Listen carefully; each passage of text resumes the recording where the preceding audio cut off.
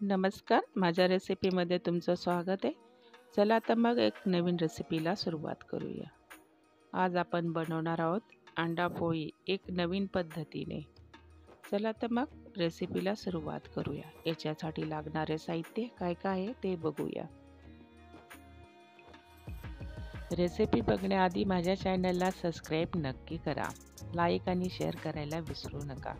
चला तर मग रेसिपीला सुरुवात करूया. इथे मी 2 अंडे घेतलेले आहेत, ते अशा पद्धतीने तोडून घेतलेले आहेत. त्याच्यामध्ये मी अर्धा स्पून हळद टाकलेली आहे, अर्धा स्पून चटणी टाकलेली आहे, अर्धा स्पून जिरं टाकलेलं आहे, अर्धा स्पून गरम मसाला टाकलेला आहे. अशा पद्धतीने मी हे सर्व मसाले टाकून घेतलेले आहेत. याच्यामध्ये मी चिरलेला कांदा टाकलेला आहे, टोमॅटो टाकलेला आहे चिरलेला, कोथिंबीर टाकलेली आहे. अशा पद्धतीने सर्व टाकून घेतलेले आहे. हिरवी मिरची घेतलेली एक, ती टाकून घेतलेली आहे. मीठ घेतलेले आहे चवीनुसार, ते टाकून घेतलेलं आहे. आता याला चांगलं आपल्याला मिक्स करून घ्यायचं आहे. अशा पद्धतीने मी सर्व मिश्रण मिक्स करून घेतलेलं आहे. इथं हे मिश्रण मिक्स करून झालेलं आहे. इथं मी पोळीसाठी पीठ भिजवून ठेवलेलं होतं. आता आपल्याला पोळी लाटून घ्यायची. आधी पोळीला आपण 3 पदरी किंवा 2 पदरी या पद्धतीने पोळीला लाटून घ्यायचं आहे.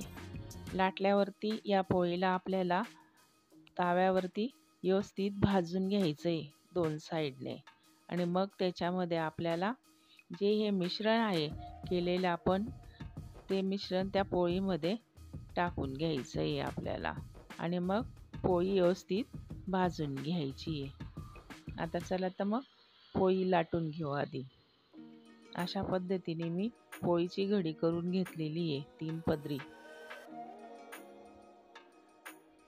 सकाळी सकाळी नाश्त्यासाठी ही पोळी छान आहे.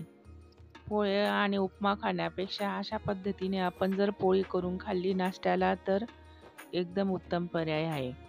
म्हणून अशा पद्धतीने पोळी मी इथं तयार करून घेतलेली आहे आता. आणि आपल्याला आता ही पोळी तव्यावरती भाजून घ्यायची आहे. इथं मी आता गॅस चालू करून घेतलेला आहे, तवा ठेवून घेतलेला आहे गॅसवरती. आता ही पोळी आपण तव्यावरती भाजून घ्यायची व्यवस्थित दोघी बाजूंनी. अशा पद्धतीने पोळी भाजून घेतलेली इथं.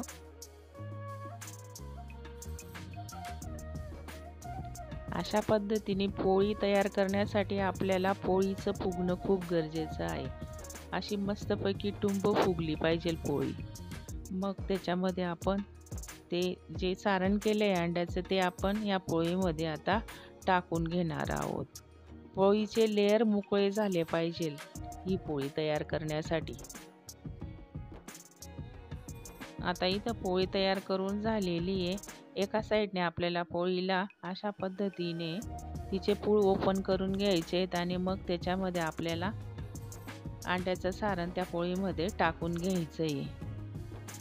इथं हे सारण आपण टाकून घेतलेलं आहे पोळीमध्ये.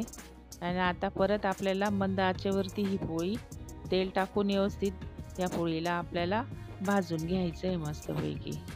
गॅस मंदच राहू द्यायचा आहे. अशा पद्धतीने मी पोळीला इथं आलटी-पलटी करत गेलेली आहे आणि पोळी खूप छान तव्यावरती खरपूस भाजून घेतलेली आहे.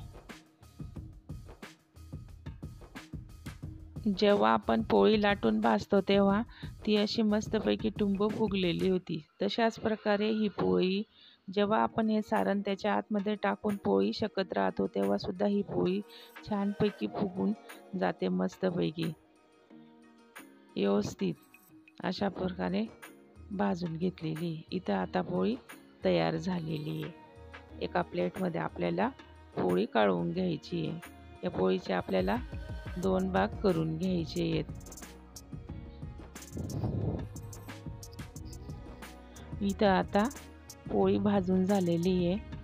पिझ्झा कटरच्या साहाय्याने या पोळीचे आपल्याला 2 भाग करून घ्यायचे. अशा पद्धतीने मी पोळीचे 2 भाग करून घेतलेले आहेत. आता आपल्याला एका प्लेटमध्ये ही पोळी काढून घ्यायची आहे. खूप छान झालेली ही पोळी मस्तपैकी. बघा टुंब फुगलेली ही पोळी मस्त. नाश्त्याला एक उत्तम पर्याय म्हणून सकाळी ही पोळी खूप छान आहे मस्तपैकी. परत भेटूया पुढच्या रेसिपीमध्ये.